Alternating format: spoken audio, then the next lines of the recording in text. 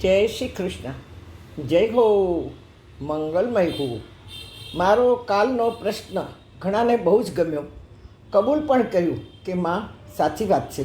Self એટલે આત્મવિશ્વાસ, એ જ માનવ જીવનનું ગૌરવ છે અને ભગવાનનો એવોર્ડ છે.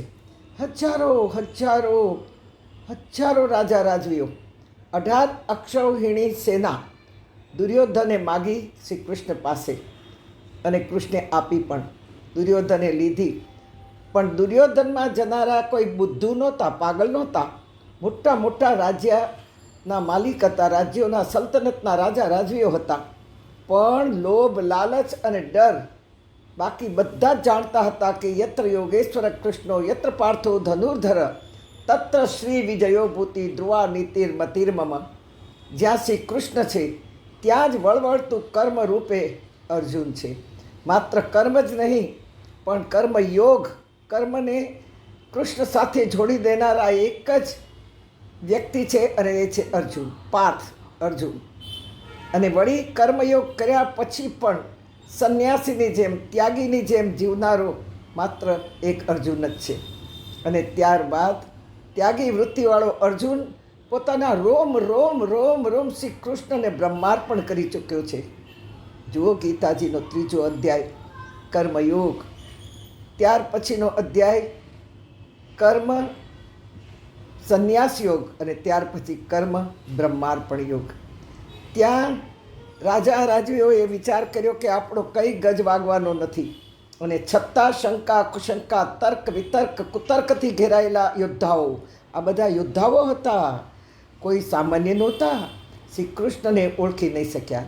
તો આપણે તો કાચમાંથી બહાર કાઢવાના છે, પથ્થરમાંથી બહાર કાઢવાના છે. ખબર નહીં કેટલાય જન્મારાઓ જશે, કંઈ જ ખબર નથી. આપણે કૃષ્ણને ઓળખી શક્યા છીએ કે નહીં, એ પણ આપણને ખબર નથી. હા, આ બધા એ નક્કી કર્યું કે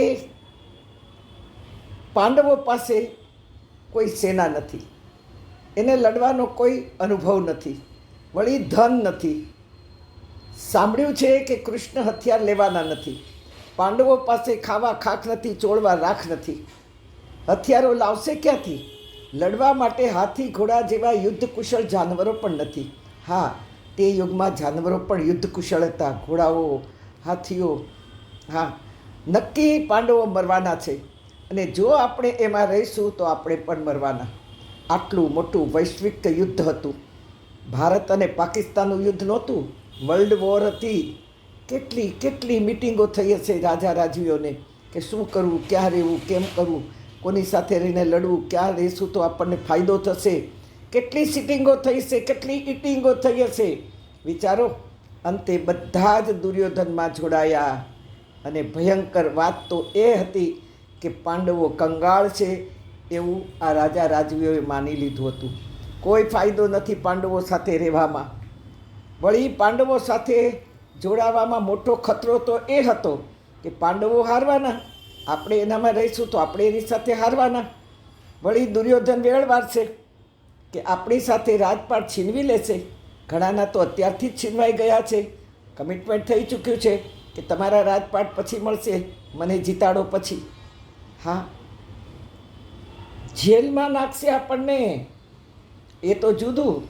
દુર્યોધન જીતશે તો આપણને માલામાલ કરી દેશે.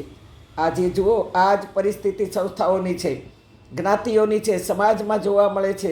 તમે મને કહો છો રોજ તમે આવી વાતો કરો છો. હા, હું કરીશ, કારણ કે હવે મારી સંધ્યા ઢળી ચૂકી છે. મને 85મું વર્ષ હું વારંવાર કહી રહ્યું છું. ક્યારે મારી એક ક્ષણ પતી જાય મને ખબર નથી. તેથી જતાં જતાં પણ હું તમને ચેતવવા માગું છું, મારા યુવાન ભાઈ બહેનો, ચેતો, આવા કપટી લોકોથી ચેતો. ડોનેશન ઉઘરાવવા માટે હાથમાં કટોરો લઈને ઘરે ઘરે ફરનારને મેં જોયા છે, મારે ઘરે આવનારને પણ મેં જોયા છે. કેટલાય છેતરાતા હશે, કોને ખબર. એમાં મહિલાઓ પણ મિલીભગત છે, જોડાઈ હોય છે. 65 વર્ષની અવિરત દેશ પરદેશની ધર્મયાત્રામાં મને ખૂબ જ અનુભવ થયો છે. તેથી હું તમને, મારા ભાઈ બહેનો, મારા બાળકો, મારા યુવાનો, હું તમને ચેતવું છું, જાગો, બસ જાગો. બધા દુર્યોધનની જમાતના લૂંટવા જ બેઠા છે. માટે સમાજ, જ્ઞાતિ કે સંસ્થા કે મંડળો પૂર્ણ તપાસ કર્યા વગર દેવું નહીં, પૂર્ણ તપાસ કરીને જ આપો. બાકી આમે કોઈનું કોઈ નથી. હા, આવા લોકો લૂંટવા જ બેઠા છે. આપણા પિતૃઓ ભોળા હતા, ભલા હતા, ધર્મપ્રેમી, કુટુંબ પ્રેમી હતા, કેવા પ્રેમી હતા આપણા. આપણે એને ફોલો કરીએ ને તો માનજો બસ થઈ ગયું શ્રાદ્ધ.